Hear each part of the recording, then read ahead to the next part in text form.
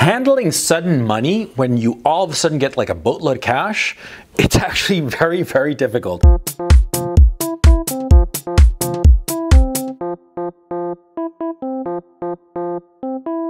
I mean, there is a reason why all these lottery winners always wind up broke 3-4 years later. Yeah, because it's a shock to the system. Yeah, you all of a sudden get, I don't know, 10 grand, 100 grand, $1 million, 20 million bucks, right? It's going to be a shock to your system and you got to handle it. And you actually have to prepare for it. Oh yeah. For the purposes of this video, let's assume that you have a steady income. You have some job or whatever. Maybe not a great job, maybe it's a shitty job. But for some reason, you all of a sudden got like a boatload of cash, right? You got it because of like an inheritance, because something happened, some work thing, side business that you were doing all of a sudden popped, whatever the reason. You got a hunk of cash, even though you still have a job or a source of income of some sort, right? So the first thing that you have to do, the very first thing that you have to do when you get the sudden cash is not quit that other source of income. Yeah, because a lot of times, a lot of guys get some influx of cash, right? Let's say you know, X amount of money. 10,000, 50,000, 100, $1 million, doesn't matter.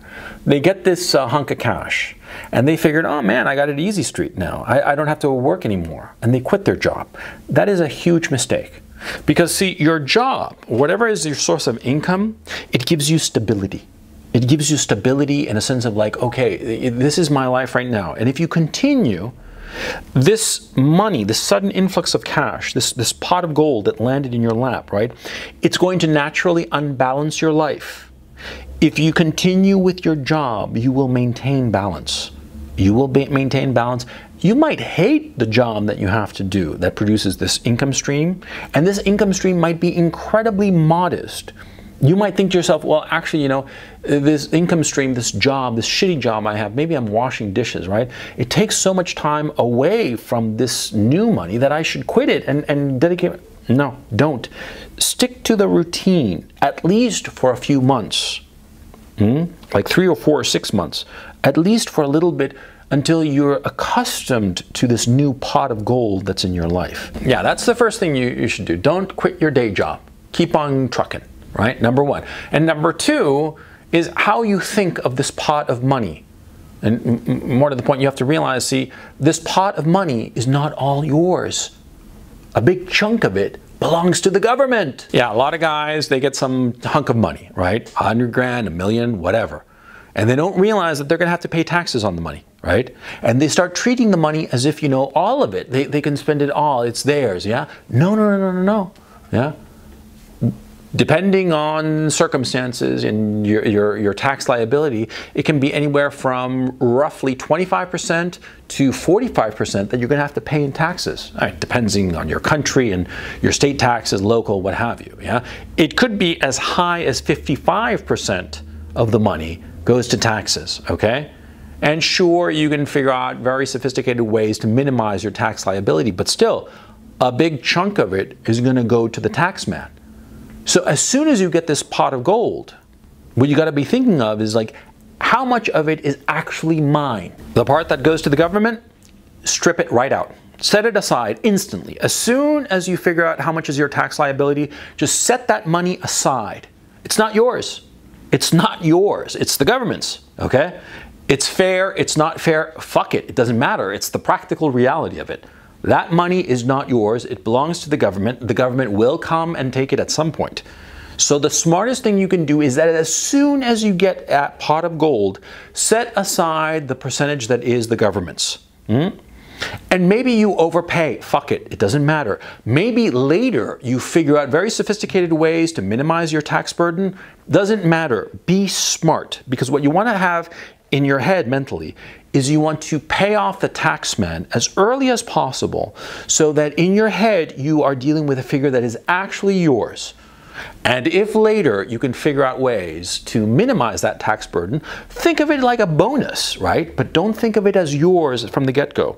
Always set aside the money for the tax man so that later you're not going to feel very miserable, because guys who fuck with the tax man, they always pay badly in the end. They always suffer. Don't be dumb. Be smart. Pay pay them off from the get-go. Now, the next thing you do once you get your pot of gold and you've put aside the money that you're going to pay to the tax man, well, the next thing you do is you don't spend it, not even 1 cent. This is the tough part. I mean, very few guys can do this, okay? More often than not, guys will say that, oh, I'm just going to spend a little bit, and that little bit grows and grows and grows, and all of a sudden the money's all gone, okay? Because you see, the thing that happens with money, with a pot of gold, is that it is so easy for that money to just slip through your fingers, huh? You spend a little bit here and a little bit there. Oh, it's just, you know, a little new clothes or a nice little car or something like that. And all of a sudden the money's gone. You would be surprised how quickly it vanishes, okay? If you get a pot of gold, you've set aside the money for the tax man, right? And you got your actual pot of gold, your net pot of gold, right? Okay, once you have that net pot of gold, you guard it with your life. You don't spend it on little things, no matter how trivial, because I am telling you, from experience, by the way, okay? From experience, that money will slip right through your fingers like water, and there will be nothing to catch it. It'll just slip away and it'll be gone, and you will be left with nothing, okay? So you want to not touch the money and not say to yourself, oh, I'm going to set aside a little bit, Hold it intact. Apart from the part that goes to the tax man, you hold that pot of gold intact, and what you do with it is that you buy an income-producing asset. You want to buy income-producing assets with your pot of gold, like real estate, like income-producing bonds, whatever it is. It doesn't matter. It could be some small business that you can buy that you actually know about, right? But what you want to do is turn that pot of gold, which is in a very real sense pointless, and turn it into an income stream. And what's an income stream? It's a little bit of money every month or every quarter or semester or year, doesn't matter, right? But it's money over time, see? Because what you want is to take that pot of gold, buy something like, for instance, a rental apartment, and from that rental apartment you're going to get income every month, and that income will help you live, huh? It is much, what you want to do with any pot of gold is buy an income-producing asset as opposed to spending that money, because eventually that money from the pot of gold, if you spend it, it'll run out. But an income stream, an apartment, a well-placed apartment in some place where you always have a renter, that can be forever, or forever in a practical sense, 40, 50 years. You'll be dead by the time it's knocked down. You see what I'm saying? That's what you want to do with that pot of gold, an income-producing asset. Lottery winners never do this. Lottery winners, what they do is they take the money, they spend it little by little, and even if they are frugal with it, even if they are relatively careful, the money eventually runs out. Yeah, sure, you can tell me that maybe he wins a $100 million lottery, but come on, let's be realistic, okay? Most of the time, what happens is that people spend it, okay, and it runs out. And so if you buy an income-producing asset, that's something there forever. And it's trickling money every month, trickling money in your direction. And that's what you want. The other thing you have to do, or let me phrase it, the other thing that you do not want to do is give money to family and friends. Yeah, because these family members, these friends, so-called friends, they're going to come out of the woodwork and they're going to be asking for money. They're going to have their hand outstretched and they're going to be all smiles. They know that you got a pot of money, right? And all of a sudden, they're going to be your bestest friends, the bestest friends ever, and they're going to go out drinking with you and partying and have a good time, and they're going to say, oh, I just need a little loan, you know, I need 10 grand, 20 grand for this, that, the other. Yeah, they're going to come out of the woodwork. They're not your fucking friends, okay? They're just opportunists who see a sucker, you.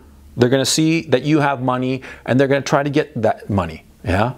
And maybe you worked goddamn hard for that pot of gold. Maybe that pot of gold just sort of like fell into your lap.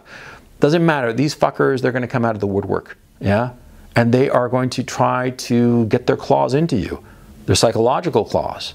And it's going to be really nasty because they're going to guilt trip you, make you feel bad, because they're going to make you feel good, yeah? That camaraderie and that feeling of belonging and having a good time with people, yeah. They're going to use that in order to get money out of you, to get a piece of your pot of gold. And you'd be surprised how quickly that pot of gold can disappear. Look at Mike Tyson. Mike Tyson was the richest boxer ever, and he lost it all because he gave it away to these friends and family who weren't his fucking friends, and they certainly weren't his family. They were just opportunists. And that happens all the time. And, you know, Mike Tyson, you can say that, oh, he wasn't so smart and he was a young guy at the time. Sure, sure. But there are really fucking smart people who fall for the same exact trap, okay? It's easy to fall for that trap because we all want to feel like we belong, okay?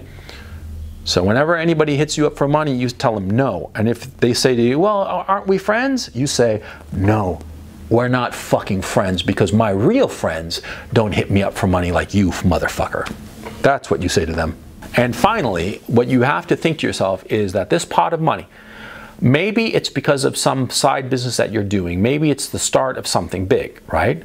And that would be wonderful if it is. Maybe this is the first big payment of an illustrious career that you're going to have for the rest of your life. That would be wonderful to think that, right?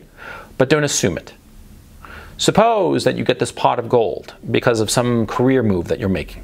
And you get this pot of gold and you think to yourself, ooh, I can repeat this, I can do it again. It's certainly, we can hope, you should hope that you can repeat it, but don't count on it. Always assume that this sudden money, this big pot of gold that you all of a sudden got, assume that you will never see another like it for the rest of your life. Just assume it automatically. Just assume that this is it. It's the one time in your life that you got a shit ton of money. If you think of it in those terms, you'll be able to handle it much better. If you think of it in those terms and believe in your bones, even if you have to fool yourself, even if like the next big payout is like in just a couple of months or something, you have to convince yourself and mentally trick yourself into thinking that this is the only time you're going to have this money, and therefore you have to invest it wisely. Don't spend it on friends and family. Don't spend it on stupid shit. Spend it on an asset, on an income-producing asset like a rental property. And be smart. Don't be dumb. Pay off the tax man. Be smart. So many guys blow sudden money. And it's all misery after that. Misery, right? Don't be like that. Don't be another cautionary tale. Because there are so many cautionary tales about this precise problem, okay? There are so many cautionary tales, so you shouldn't become one of them.